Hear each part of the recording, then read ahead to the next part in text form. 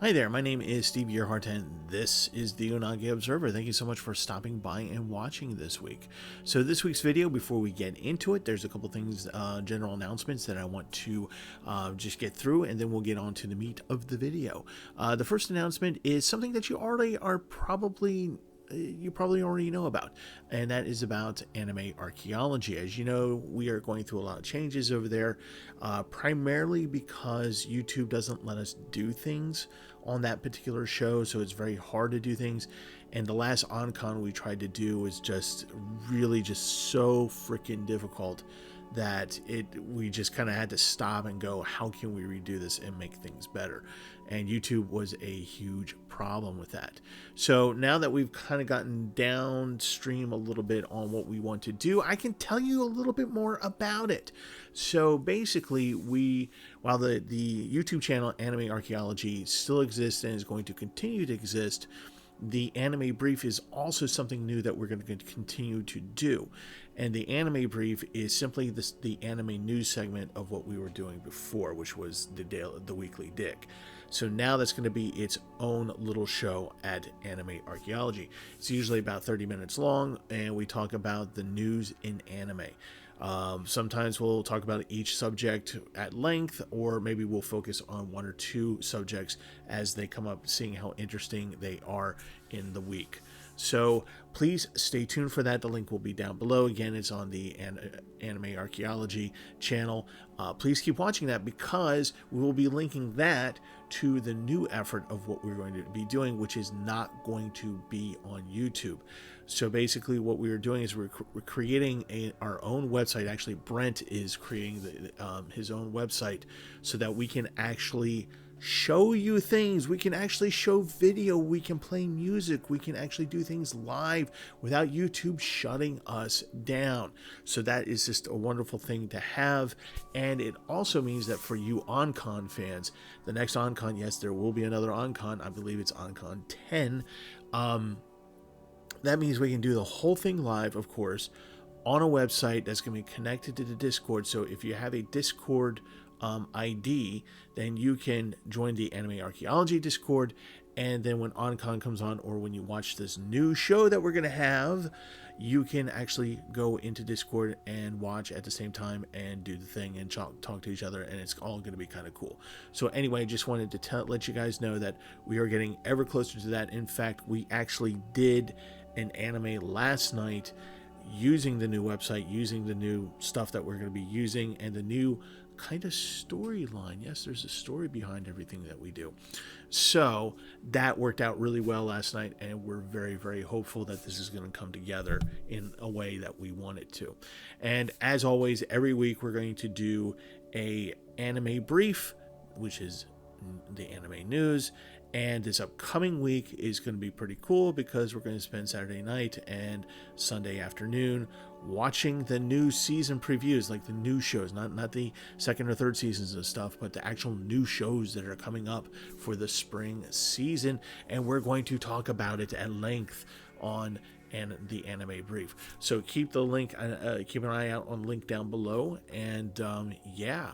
So that leads into the second much littler announcement, if littler was actually an actual word, and that is that next week, because we're going to be doing the spring season watch, I'm not going to have a whole lot of time to be able to do a Genshin Diary. So just to let you guys know, next week, probably not a Genshin Diary, but we'll see. I'm thinking it's not going to happen. All right, so that's enough of general announcements. Let's get into the meat of the video.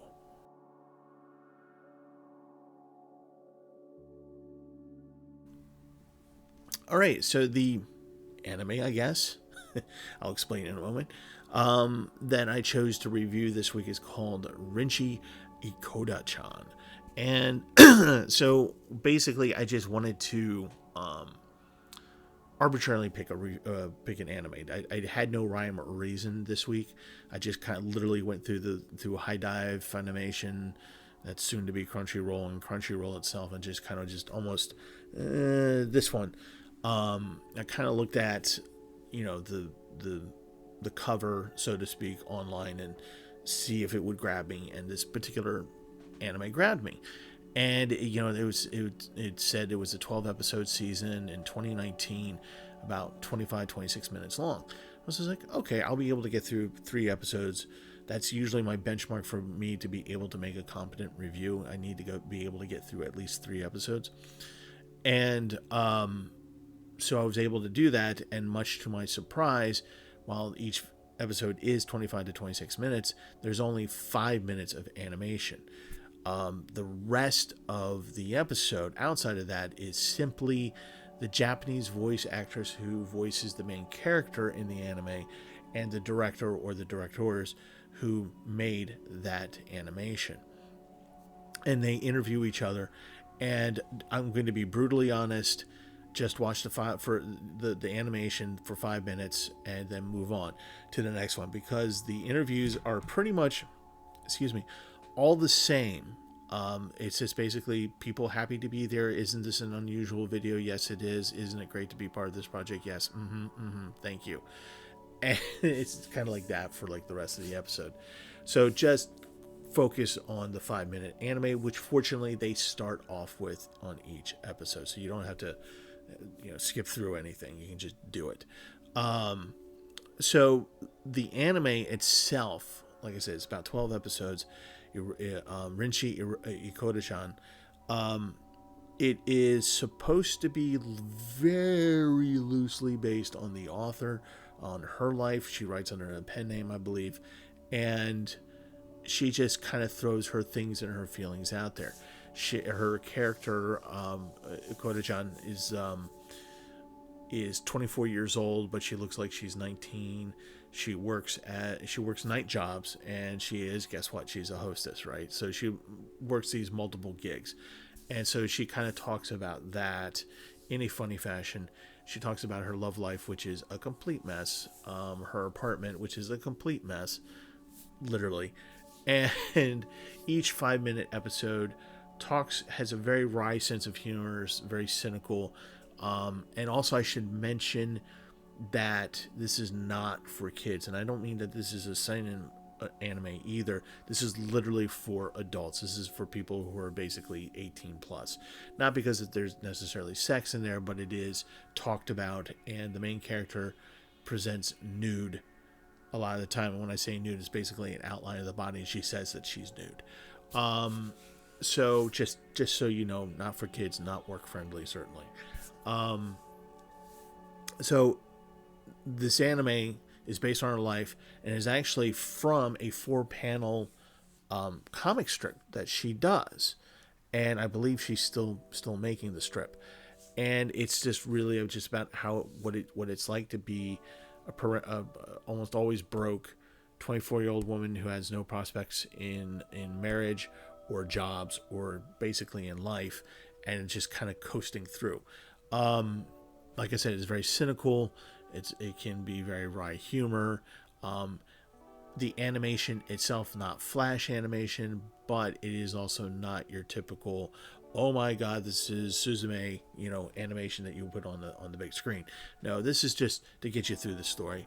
And it is an online anime, so it is definitely a filler anime, meaning that if you're one of those people and you're kind of going through, you just finished going through a episodic anime, and you don't feel like going on to another 42 episodes just yet of something else that's going to have to make you think, then this is the kind of filler anime where you can watch it, and if you decide to walk away from it and never come back to it again, that's okay. Is it worth your time watching? Well, yeah. I mean, I wouldn't go out of my way to watch this and go, oh my god, this is the best thing ever. But again, if you want something light, something easy, and each episode is kind of encapsulated, so while there is a story arc of sorts, it's okay if you don't watch the whole 12 episodes. So yeah, it's good. Not great, certainly not bad, just good. And it'll pass the time, and it'll scratch that itch. So yeah, give it some thought. Watch it, maybe see what you think of it. But again, don't worry about the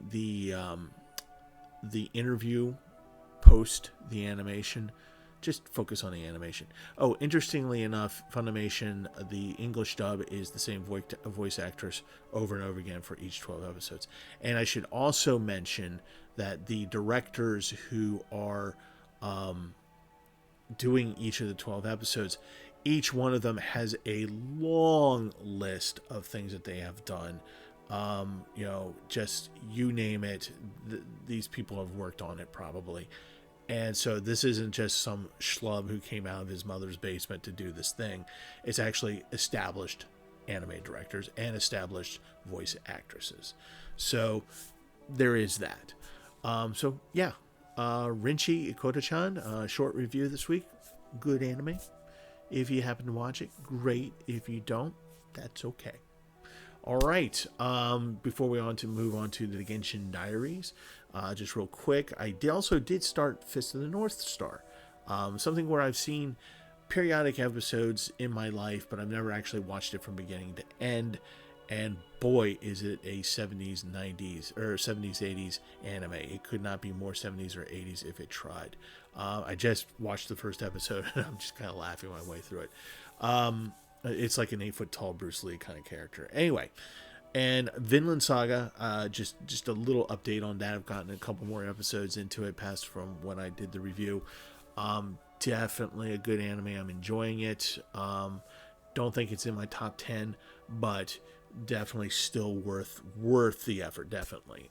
So if you guys haven't tried it yet, give it a go. You can find it in a lot of places now, on Roku, Netflix, I think, certainly Crunchyroll, High Dive, not Crunchyroll, High Dive. So give it a go. And so that's about it for the anime review this week. So let's get on to Genshin Diaries. All right, welcome to the Genshin Diaries. This week we're going to talk about the Wolfhook berries. Yes, they are pretty relevant. But before I get into that, I want to do a repeat of what I said at the beginning of the episode in case you're jumping forward to this. Next week, there will more than likely not be a Genshin Diary, simply because I'm going to be doing the spring anime new animes. So with Brent and John for the anime brief, formerly from the Weekly Dig of Anime Archaeology YouTube channel. The link will be down below. So next week, next Saturday and Sunday, we're going to go through 30 brand spanking new animes, which means I'm probably not going to have a lot of time to do a Genshin Diary. So just to let you know. Okay, so back to the Wolfhook berries. Yes, we're going to talk about the Wolfhook berry here for a moment. And it is, and the reason why I want to bring this up is because it does a lot of different things. You can make food out of it that gives you various, I think it's attack or defense capabilities. I'm one of the two, but in a very significant fashion. So there's that. It can be used to make things in your Serenity Pot. For those of you who are far enough along that you have a Serenity Pot, this is an item that kind of does dyes and things like that. So when you're creating something, you might need some Wolfhook berries. And it also is ascension material. So anything that needs ascension materials, this is sometimes part of it.